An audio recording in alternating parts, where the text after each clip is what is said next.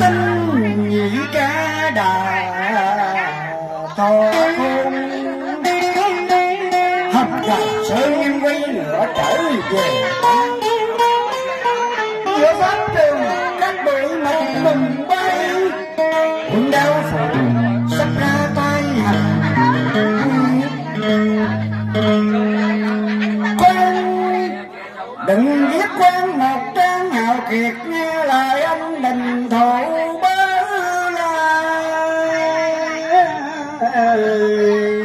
thành